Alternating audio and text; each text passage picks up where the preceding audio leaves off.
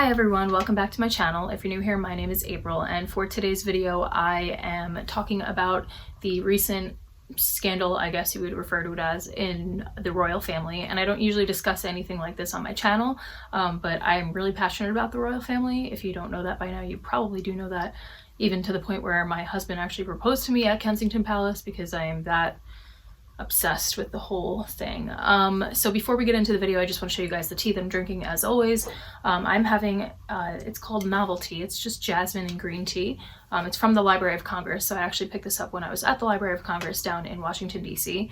It's got jasmine flower, pan-fired green tea, and it's obviously caffeinated, but it's very good. I love it, and I only steep it for about a minute because I like when my jasmine green tea tastes a little bit lighter and more fresh rather than so heavy, because otherwise it gets a little bit bitter tasting. So with this video, it's going to be a little bit lengthy, but just like bear with me. I make all of my points. If you're going to start refuting some of my points, just make sure you actually watch the entire video, because I'm not addressing some things in the beginning of the video. I'm trying to address certain points in the beginning and certain points at the end to try to make the whole thing sort of cohesive. So before you start attacking me for not liking something, make sure you actually watch the entire video. Okay. So I'm gonna keep looking at my notes. I have like a ton of notes that are on my iPad right here, so sorry if I keep looking this way. Yeah, disclaimer. I am well aware that everything I say is going to be refuted by a lot of people, and I can completely accept and acknowledge other people's opinions. I am also aware that everything I'm about to say is way easier said than done, and I think that we should all acknowledge that, because that's just the case when it comes to other people's situations. My last point that I want to make in this disclaimer is that I've actually received a bunch of messages, because I've been quite vocal about this situation across social media. A lot of people have said that I'm not supportive of mental health, and that as a quote-unquote mental health advocate, that they can't believe what's coming out of my mouth just because of my stance on this. So I just want to let you know, those messages are strictly the reason that I'm making this video, and if at the end of this video you still don't understand that I'm supportive of mental health, then that is something that you need to address with your own mind, because I'm actually extremely supportive of mental health, and that's part of the reason that I feel so strongly about this whole situation. So if you're not caught up, what basically happened was Prince Harry and Meghan Markle put a post on Instagram that they are planning on stepping back as senior royal members of the royal family, and they were planning on creating their own charity and starting to work with that. Sorry if you hear the planes going over my house. I live really close to the airport. They put out this whole statement, and they put out a lot of details on their website. If you want to go and check that out, you can. It's sussexroyal.com. They said in the announcement that this was being considered for a long time. I believe that everyone knew that they were reconsidering their position within the royal family right after the Harry and Meghan ITV documentary. If you haven't watched that, you should definitely watch it. It's a great documentary.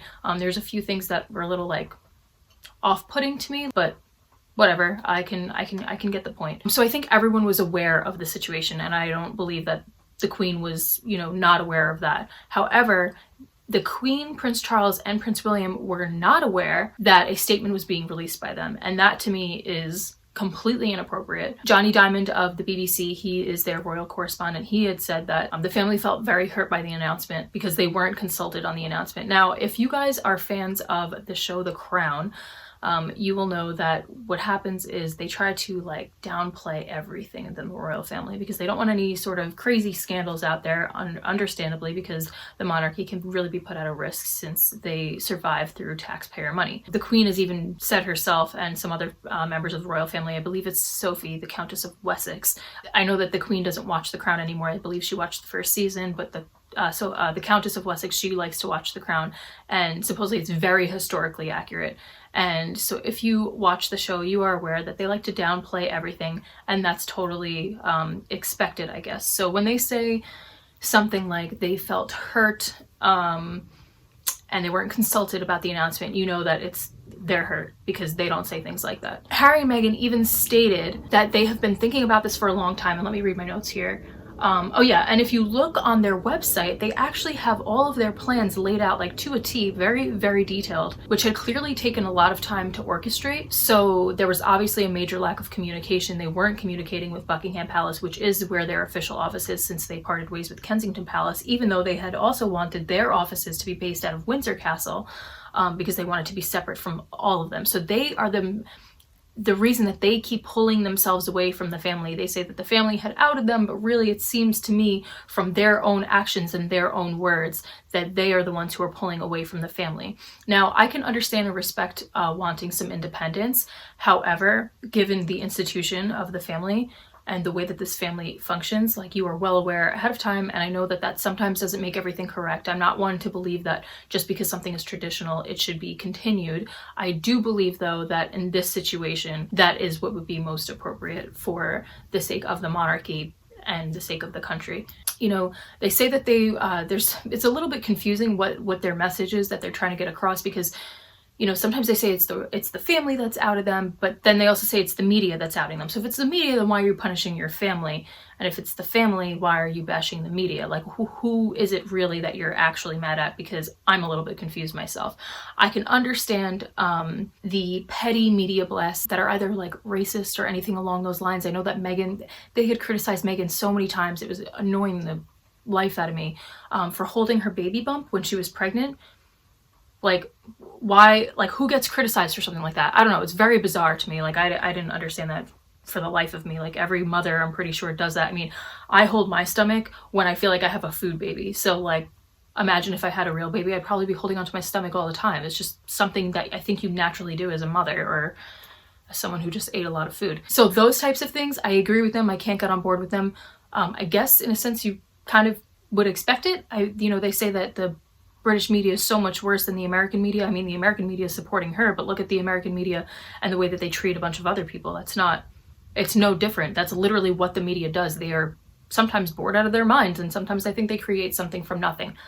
However, the media, whom they have constantly bashed for supposedly creating stories from nothing, have been saying for about the past year or so that there have been rifts within the family and that they've been creating plans without proper communication with the Queen, who is their boss, and most importantly, Harry's 93-year-old grandmother. Then they go and release a statement confirming exactly what the media has been saying this whole time. So, you know, you're bashing the media and then you go and confirm what they have been saying. So it kind of looks like you're just trying to hide these true motives until you put your statement out first. And like I said, even though I don't support the petty media, like when they're bashing somebody for something so stupid or silly or just completely inaccurate, I do believe that the media has actually reported accurately a lot of their missteps that they've been taking. And you can look all of that up within the past year and you'll see it everywhere. Believe me, I wouldn't want the media all over me. I wouldn't want, you know, to be criticized for every little thing. I have like the worst posture. I feel like you could like criticize my posture. You can criticize the way that I look, the way that I talk.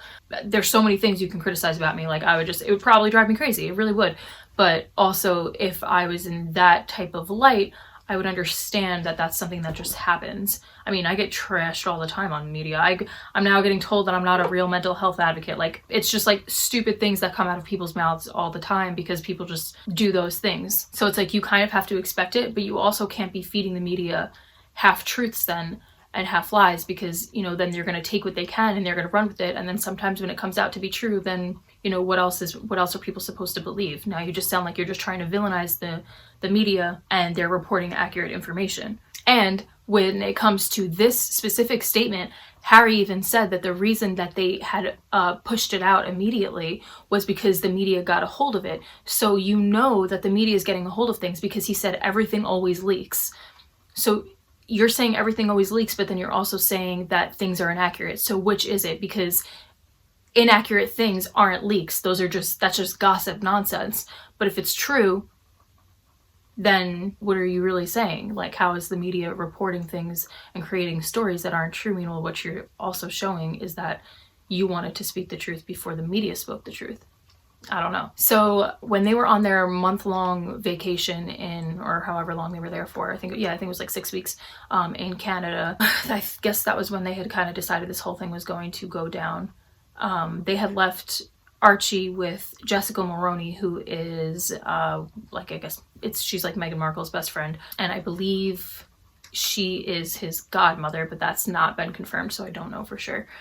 She had left him in Canada. Supposedly it's because the Queen is Archie's legal guardian and they didn't want to get the baby involved in a situation like that, which to me is like crazy because you're villainizing the Queen as if she's gonna like go steal your baby. I don't know, like she's not gonna do that. She's 93 years old. Like, you could at least bring the baby and let the baby say goodbye to their family, their cousin. He has cousins, he has, you know, his aunts and uncles and his great grandmother, and you know, you're just taking him from his family, not even letting him say goodbye, and you're just gonna now keep him in Canada. So that was weird, in my opinion, but whatever. And then Meghan then flew back to Canada. Now she's with Archie while Harry stays in England, figuring this all out for an unconfirmed amount of time. I don't know. I also found it weird that they announced this on Kate Middleton's 38th birthday. Like, you couldn't even wait like a day. Like, you had to do it on her birthday. I just feel like a lot of the times that happens. You know, she even did that with her pregnancy at Princess Eugenie's wedding. Like, common sense, you just don't do something like that to somebody else. Like, you wait your turn, like, not make everything about you. Let some things be about other people, because other people have important days too. Whatever. I've been a fan of the royal family, and I like Meghan Markle, and you know, a lot of people are like, oh, you're just a hater. And I was showing people pictures of my wedding. I actually wore the same tiara, I wore the same earrings that she wore, I wore the same veil that she wore, because I picked that for a reason. I wanted to represent part of her on my wedding day, because that's how much I liked her. So people are like, oh, you're this and you're that and you're just a Meghan hater. Like, I'm not actually. This all kind of shined a light on something I wasn't seeing before. You know, some of the things that have come out in the media now that I'm starting to think about it, like Meghan's bridal shower, baby shower, I'm sorry. Meghan's baby shower was in New York, and it was supposed to be private. Supposedly she had wanted it private, but she let her staff let the press know where it was going to be. So she had all of this press there, but it was a private event. I'm kind of confused on what that means. And the baby shower, they announced like the prices of everything for the baby shower, which to me is entirely inappropriate. And it was privately funded by her friend, so it was not used by taxpayer money, but I still think that it's inappropriate. Like, you're announcing that your baby shower costs $200,000. It just looks shallow. I also didn't like that Prince Harry himself said, and I think he said this with Meghan's support, that they were to have no more than 2 children because they didn't want to leave too much of a carbon footprint. Your brother has 3 kids, so when Prince Louis grows up and he hears that his uncle said that, like, what is he gonna think that his uncle thinks of him? Like, oh, I'm just a waste because of my carbon footprint? Like, how? Like, come on. Like, you just don't say things like that when you know that your brother has 3 kids. It just sounds ridiculous. And then you're so worried about that, but then you go about this carbon footprint, but then you go and you fly in your private jets everywhere. And then you go and you use millions of dollars in taxpayer money to now refurbish Frogmore Cottage in which you live. It's just a lot. I don't know. And I really just don't like the way that they had approached the Queen about this, or their lack of approach with the Queen about this, because honestly, she's dealt with a lot in the past year. Her husband will be 100 years old in a year and a half. She's been dealing with Brexit. She's been dealing with the scandals with Prince Andrew, which is like way more important and just terrible. Like, I just feel like she doesn't need this. Like, what has she done to deserve this? She's worked so hard. She's 93 years old, still working like an insane amount, and she now has to deal with this. And I honestly feel like all of this merits some criticism. It just does. Like, you can't go without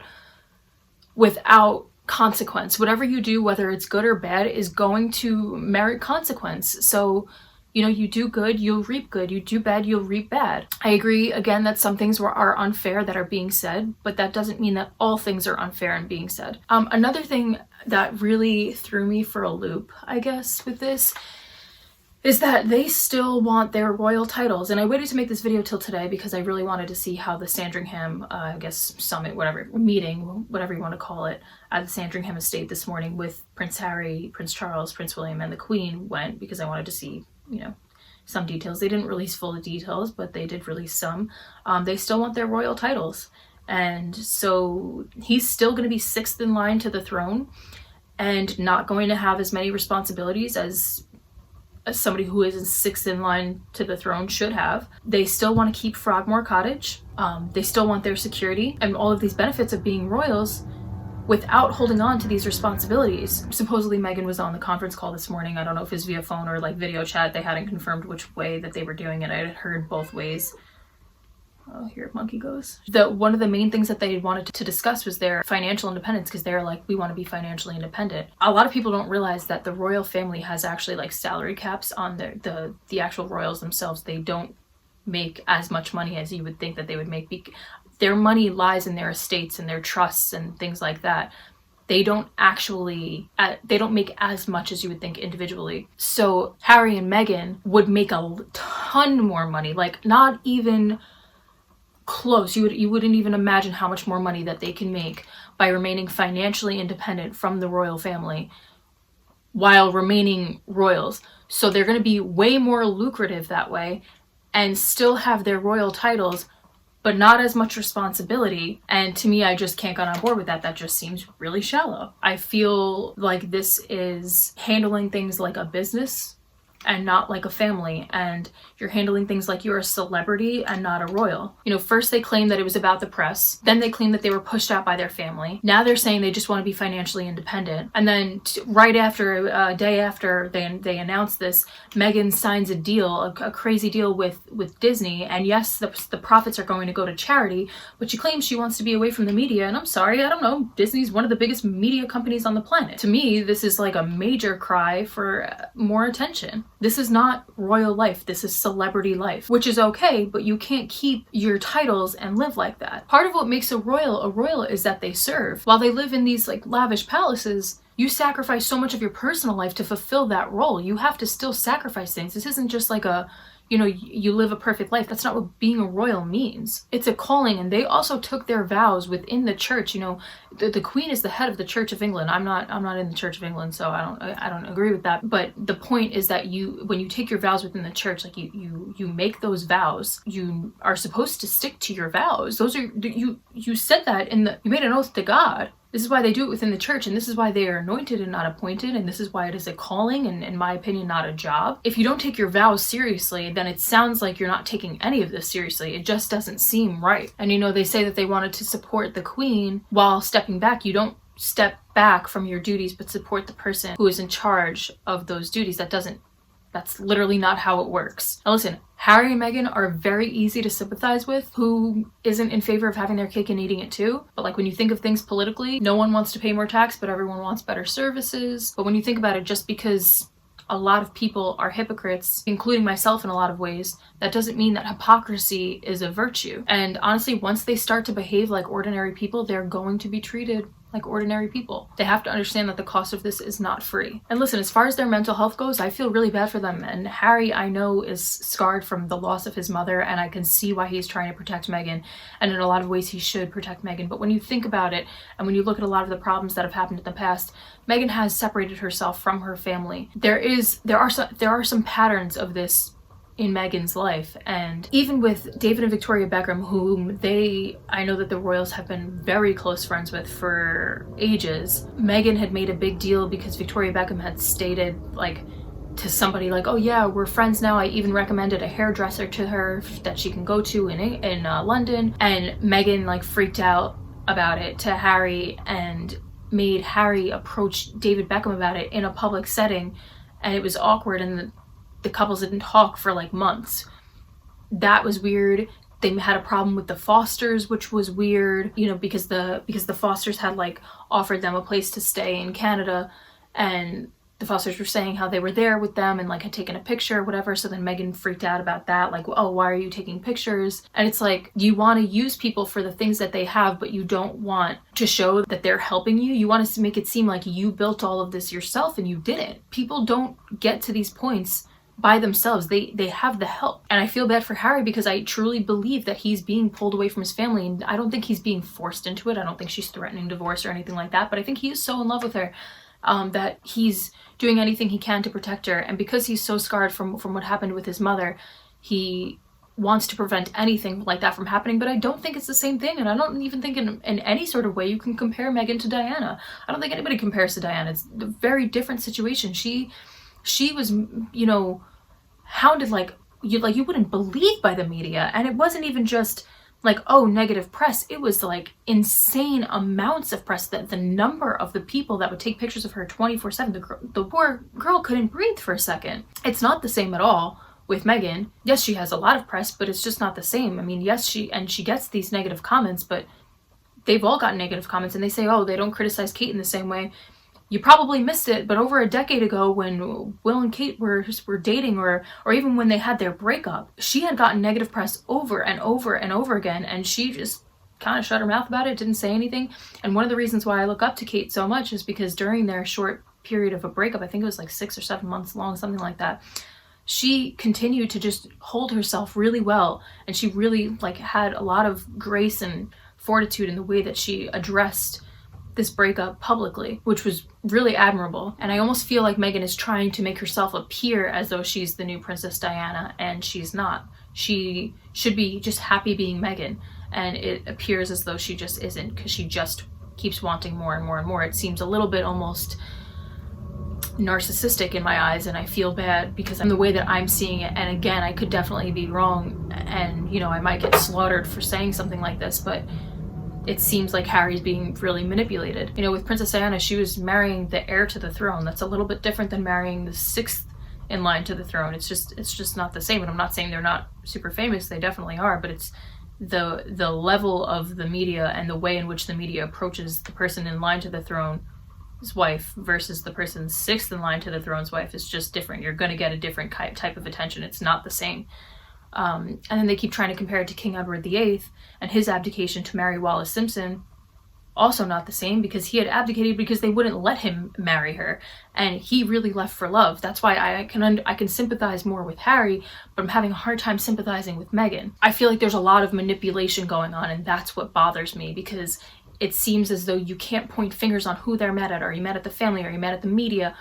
Why are you trying to victimize yourself, and then you're trying to just, you know, run away from the cameras? Oh, I want this private life, and then you go and sign this deal with Disney, and then, you know, now you want to be more lucrative by being financially independent, so you want more and more and more and more and more. And what are you giving? Because now you're stepping back from your duties. I don't know. That's how I feel. That doesn't mean that I don't feel for them, and I think that if this is the best decision for Harry's mental health, or both of them, then that's definitely what should happen. I just don't agree with the way that they're going about it. I think there was a much more appropriate and mature way to go about it without leaving all of these questions and things that people can really criticize, because this does merit a lot of criticism, and they are public figures. And whether or not, you know, Harry chose this role, he didn't obviously choose it because he was born into this. This is the cross that you're given to carry. And one of the biggest things with healing your mental health is learning how to build that strength to fight and to not just quit and make rash decisions, huge rash decisions in the midst of a battle. Because when you're called into something like that, and you know, they are supposedly religious, you know, they are the Queen is the head of the church, and they've all taken their vows, and they've all been married in the church and been baptized, and she was confirmed into the Church of England right before she got married. If you really believe